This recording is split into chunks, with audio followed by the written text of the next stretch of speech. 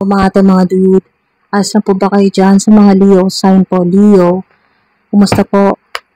Sa mga Leo, ito po ay quick reading po, timeless, mga dude, kung kailan nyo po ito mapanood. Kinabukasan po, ano po mga blessings, ano po mga milagro, o mga hindi nyo po inaasahan po na matatanggap po ninyo mula po sa Divine Universe. Wow! 3 of Wands, success! Pagbubukas. Meron sinasabi dito na pagbubukas ng bagong portal. Ito po yung portal po ng success, abundance, prosperity. Literal po na nandito po yung samantalahin nyo na bukas ang portal ng expansion na lahat po ng gagawin po ninyo ay maglalago. Yan po, darami, magiging malaki. Yan po, may expansion. 3. Power po ng angel number 3, 333, 333. Kung nakikita nyo po yung confirmation din po na ano man po yung inyong pong plano or ginagawa or kung ano man po itong pinagkakaabalahan mo na pine-prepare, yun, hinahanda mga dude ay magiging successful or ikaw mismo naghahanda ka para sa pag-alis mo or naghahanda ka para sa may darating na kung ano man po itong hinihintay mo. Wow, as in OMG. Napaka-bless mo, napaka-swerte mo. Napaka-bless mo at napaka-swerte mo. Nagmamanifest po na kayo po ay makapagtrabaho sa ibang bansa, manalo ng malaking amount. Yes po, mga dude. Power ng angel number 3 ay power, money, respect. Yan po. Comment nyo po dyan para ma-amplify yung vibrational energy ng power, money, respect. Yan po, magkakaroon kayo niyan. So, meron kayo dito ang tower. Okay. So, always expect the unexpected bukas. Hindi mo inaasahan pag-gising mo.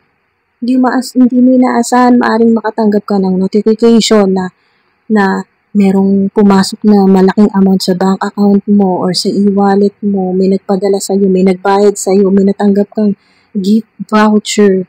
Wow! Kung ano man po ito na monetary gift na unexpected talaga, hindi mo inaasahan to talaga, mga dude, na maaaring makatulong din ito sa'yo, maaaring magamit mo ito sa pag-alis mo or kung ano man po itong hinihintay mo na pagkakataon na pinaplano mo gusto mong gawin o gusto mong kakailanganin mo sa bagong mong trabaho or sa bagong proyekto o negosyo. Kung ano man po ito, investment, mga dude. Wow. Pero, meron ditong mga dude sa tower ay merong mga mawawala sa iyo na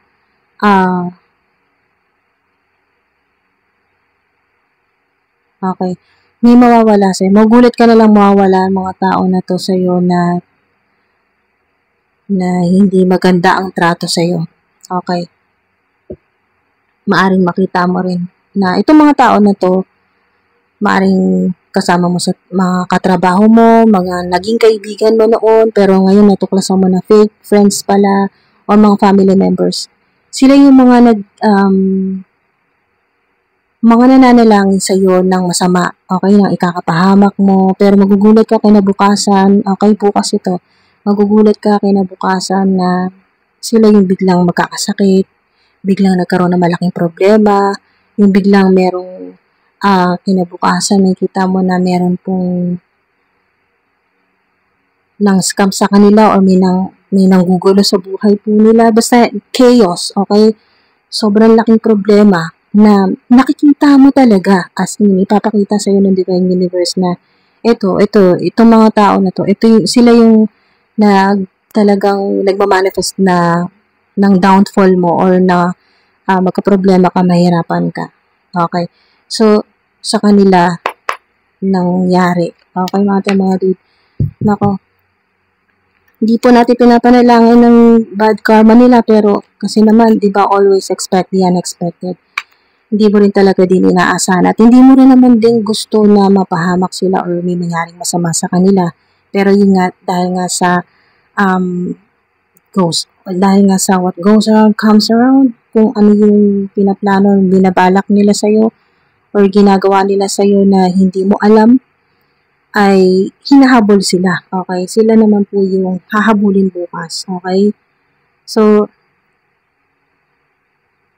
eto naman po, Nine of Swords naman po ay finding help. Okay? Kung kayo man po sa kasalukuyan ay may malaking problema, sobrang stress ka, tensyonado ka.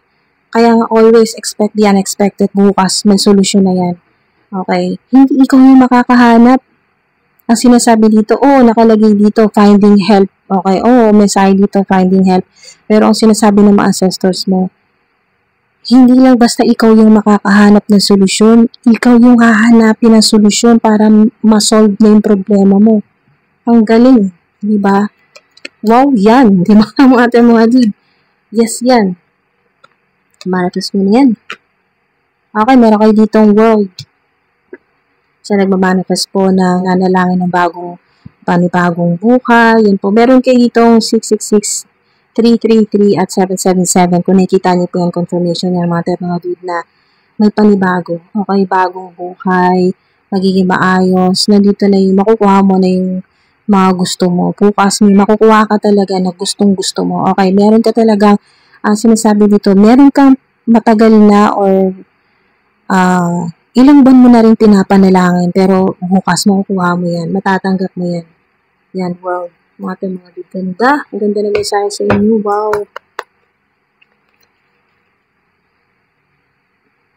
Bagong portal ito. Meron din po dito meron din pong pinapakita dito na para siyang bagong portal na napasok mo na. Okay. Mga dude. Abundance portal ito. Prosperity. Bagong buhay. Wala ka na kinatatakutan. Wala na yung mga limiting beliefs. Completion. Makakakumpleto sa kung ano man po yung pangarap mo. Wow, mga dude.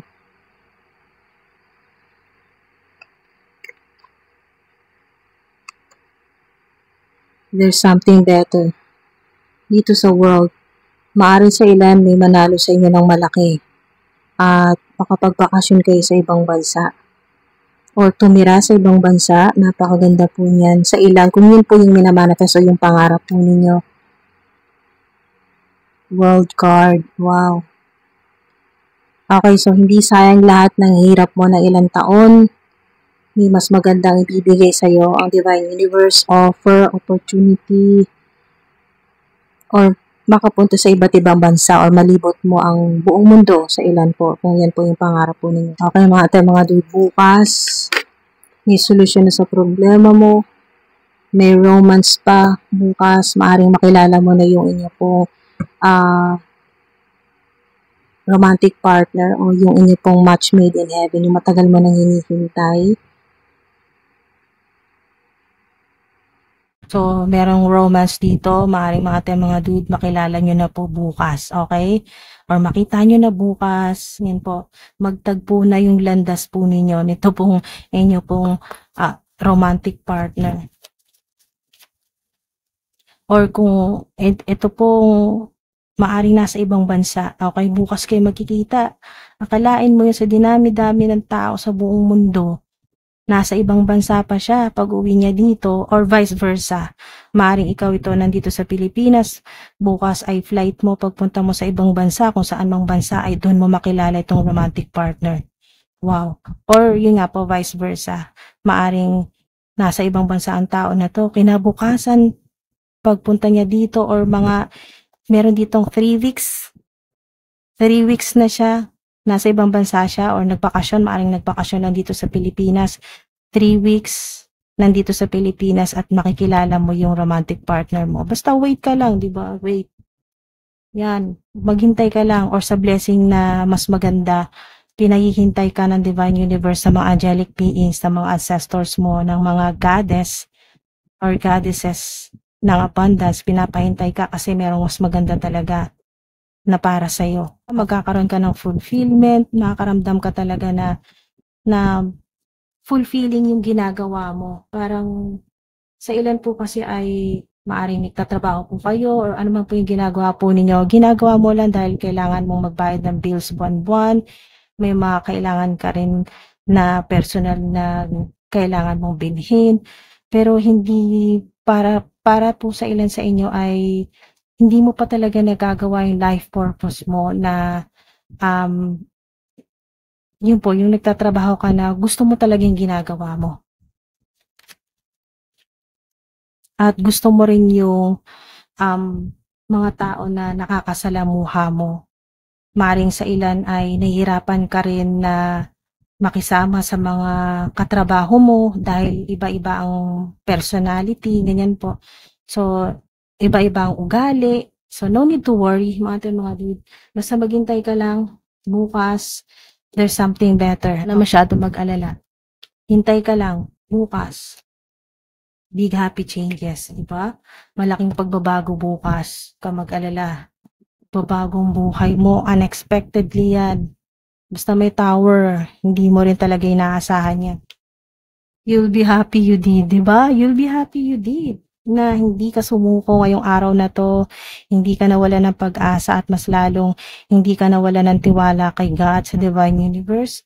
Ito yon, mga dude, na naghintay ka hanggang kinabukasan, hindi mo binaba ang moralidad mo, hindi mo sinira ang pangalan mo or hindi mo hinayaang masira ang pangalan mo, ang reputasyon mo.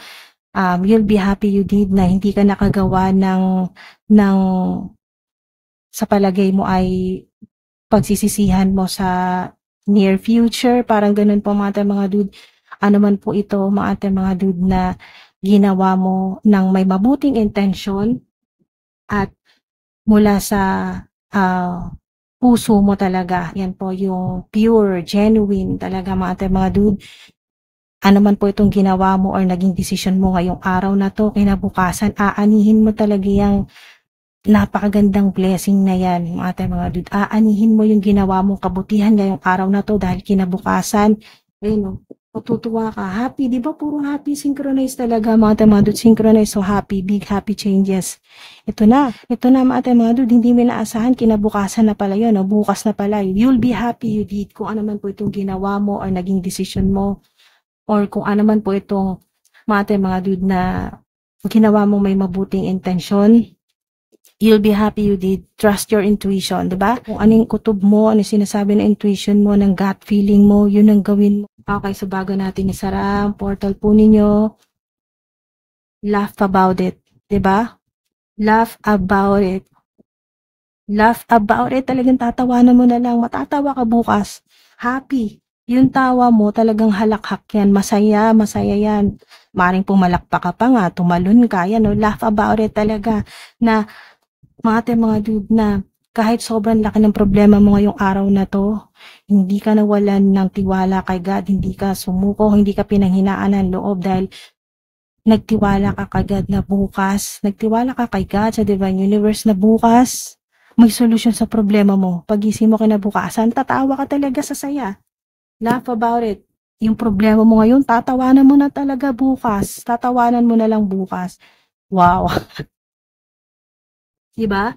Yan po, isa lang yung condition sa'yo ng Divine Universe, ni God. Okay? So to speak. Provided you say thank you. Diba? Hala, grabe. Ngayon pa lang magpasalamat ka na. Ngayon pa lang, high vibe na to. Ang ganda ng video po ninyo. Mga dude, napaka-powerful. Provided you say thank you. Thank you lang. Hala, grabe. Takluhin mo na. Thank you, thank you, thank you, thank you. Okay, takluhin mo na. Thank you, thank you, thank you, God, Divine Universe, Angelic Beings. Thank you po. Angelic Team, maraming salamat po sa napaka-powerful at napakasaya, napaka-high vibrational energy ng video na to, ng reading na to. Maraming salamat po mga dude. At yan po, huwag niyo kalimutan tumawa, maging masaya. At kung may problema kayo ngayon, huwag niyong isipin na habang buhay na to dahil kinabukasan, expect the unexpected, mga dude. Wow, may clue na kayo. Hahanapin ka ng solusyon. Okay? Sa problema mo. Ikaw ang hahanapin. Gagawa ng paraan. Kung pera man ang problema mo, gagawa ng paraan ang pera para hanapin ka. Huwag mawala ng pag-asa. Maraming salamat po mga dude. Ingat po kayo. Salamat po sa suporta. Lalo na po sa mga umabot po dito hanggang sa dulo. Ingat po.